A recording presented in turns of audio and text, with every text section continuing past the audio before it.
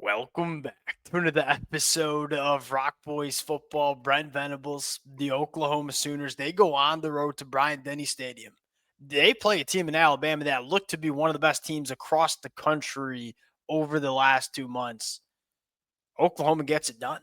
There's two things I want to note right off the bat. Number one, to the Oklahoma fans who've been rocking with the boys the last couple of months, we talked about this way back in the beginning of October. Like it didn't take a rocket scientist to know this Oklahoma defense was one of, if not the best units in the country. One thing we talked about was turnovers. Oklahoma's so good at stopping the run. They're so good at getting after the passer. You won't see a more aggressive brand of defense that you see across the country. It felt like one thing was missing from this Oklahoma defense: forcing turnovers.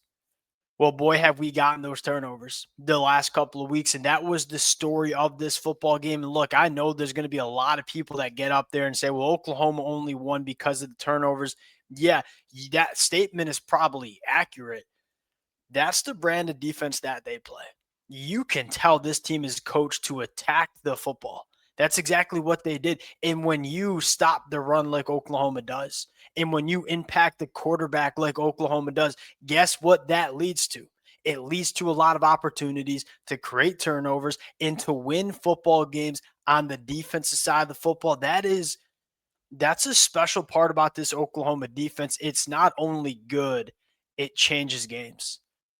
We saw that the last couple of weeks from this Oklahoma defense. And I think the other fun conversation, two things right off the bat before we get nitty gritty, is what does this team look like when they turn in a complete game? Because you have a defense that is national championship caliber, and there ain't no question about that. You have a special teams unit that is legitimate, maybe the best in the country right now, whether that's punt return, whether that's field goal kicking, they're across the board, absolutely elite. What happens if we get the offense that we saw from Oklahoma in September? Because we still haven't gotten that yet. This Oklahoma offense has not played or looked the same since John Mateer went down with that injury. My question to the Oklahoma fans, my question to the college football fans in general is, what can this Oklahoma team do when they start playing complete football? Because I don't think we've seen Oklahoma do that over the last 2 months, and they just went on the road and beat one of the best teams in the country.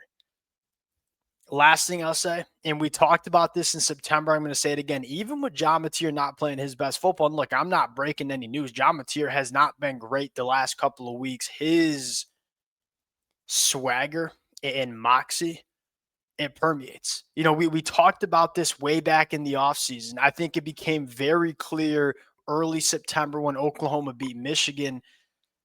John Mateer as a quarterback, yes, he brings playmaking ability to the position.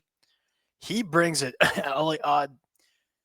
different level of swagger to this football team in general. We've seen that show up on countless occasions. And even when John Mateer is not playing his best football, you still feel like that impact's there.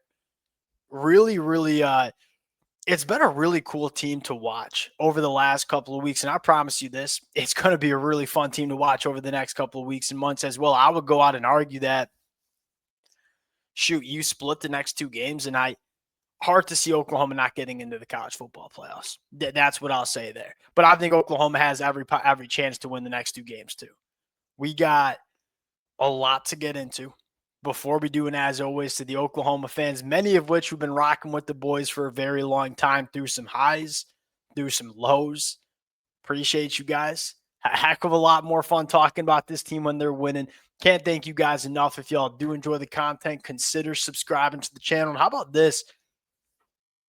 What about a little bit of a vibe check in the comment section in terms of expectations? What are our new, after watching Oklahoma go on the road and beat Tennessee, and after watching Oklahoma go on the road and beat Alabama, what are the new expectations that we have for this football team? Let it fly in the comment section, because it ain't only playoffs now. Like, you feel like this team can do some damage. Appreciate you guys. Without further ado, let's get into it. Can we give a shout out to the offensive line real quick? Because we're going to spend the the majority of the time talking about this Oklahoma defense.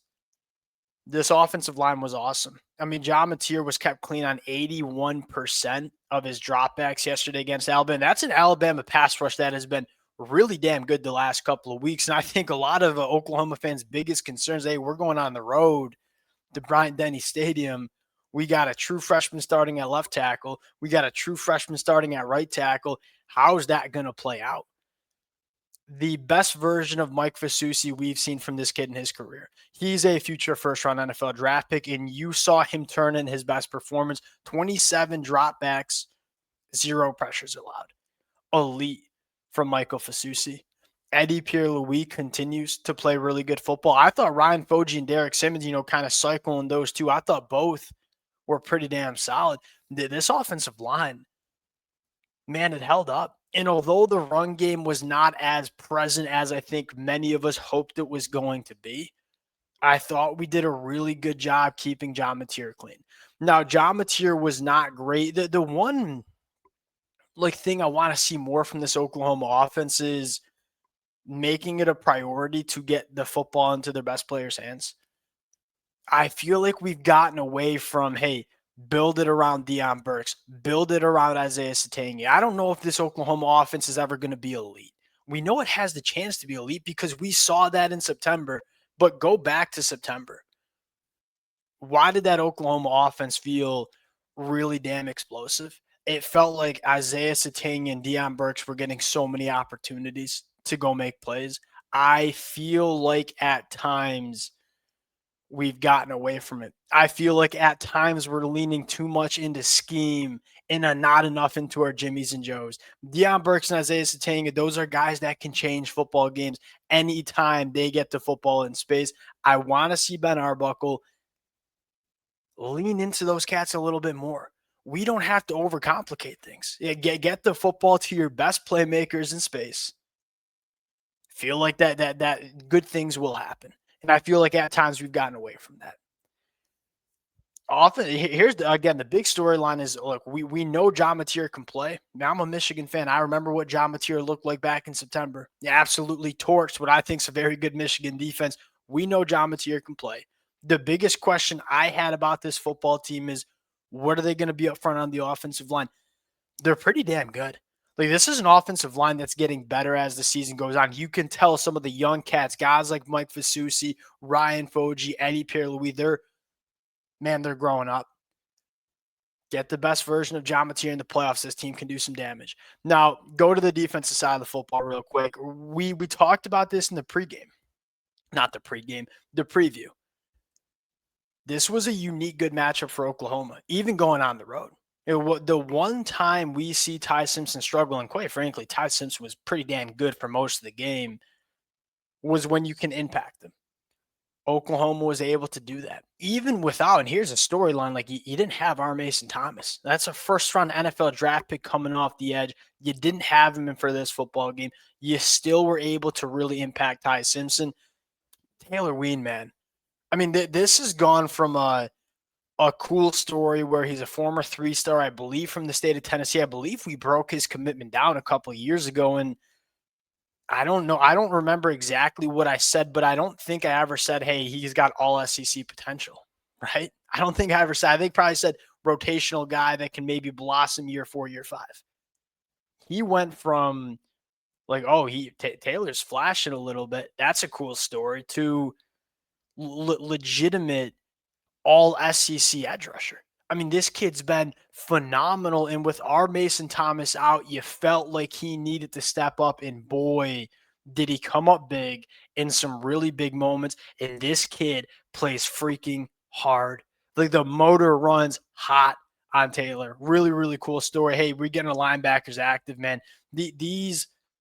It's what I love most about Oklahoma's defense. And what really didn't concern me all that much with our Mason Thomas's status in question is that there are a lot of teams, Alabama's an example. Like, Alabama's really, really relying on Yanza Pierre being a guy. There are a lot of teams like that. A lot of teams that are really relying on 2 or 3 really good football players. Oklahoma is not. They're so multidimensional at all 3 levels. They have so much game wrecking and playmaking ability. Whether it's a guy like Taylor up front or David Stone up front, whether it's a guy like Kip Lewis, who I thought, man, remember when we had that conversation in the preseason where so many people were concerned? People thought that Oklahoma's defense was going to take a step back because they lost Danny Stutzman. It has nothing to do with me not thinking Danny Stutzman, an excellent football player and was elite for Oklahoma for multiple years. What people didn't realize is, man, these young backers, they flashed last year. Boy, did we trust Brent Venables to make sure they were ready. Boy, were they ready. I mean, they play with their hair on fire. They fly around. And again, these turnovers, it's not on accident. When you play that fast and that physical and attack the football the way Oklahoma does, those turnovers were going to come. We were waiting for them to come the first 2 months. They're coming up in some really big moments. And here's the thing, I think you can replicate that with your ability to impact the quarterback and your ability to create havoc. You're going to have opportunities to force game-changing turnovers. We've seen Oklahoma do that in back-to-back games that have led them to win games. They can do that against anybody in the country. Yeah, again, here's where I'll close it out is I still don't think in the last 2 months since John Mateer's come back, we haven't seen them play complete. Like that offense is still stuck in neutral. What happens if it gets unlocked again? Because it's a different conversation than we had last year. Like last year, the offense stunk and we knew it wasn't really going to get better. Didn't matter the quarterbacks, didn't matter the play calls. You just didn't have the guys on the offensive line. You didn't have the guys at the wide receiver position. Now you do, because we've seen it. Go back to September. We've seen this Oklahoma offense look really, really damn good. What happens if they get back to that and they can lean on this offense once again? Because if they do, this defense continues to play the way they do, and it ain't going anywhere. It's only going to get better as you get back our Mason Thomas. You continue to make field goals. That is probably a storyline we should be talking about. Look, I don't care what the kid wears in the pants. If he's making field goals, I don't think the Oklahoma fans give a damn either. That stuff matters in these games. The margins are so freaking thin at the top of this conference. You have to be having a guy that can make kicks. Huge. Tate Sandell, man. This team is firing on it's not firing on all cylinders, but it's getting damn close. And if that offense comes alive, looking at a really dangerous team. We'll get more nitty-gritty and talk about some players that I thought stood out as I watched the game back a couple more times. But this is a fun team, and it feels like it's a bunch of winners. That matters. That matters. I appreciate you guys. If y'all do enjoy the content, consider subscribing to the channel, and we'll talk to y'all later.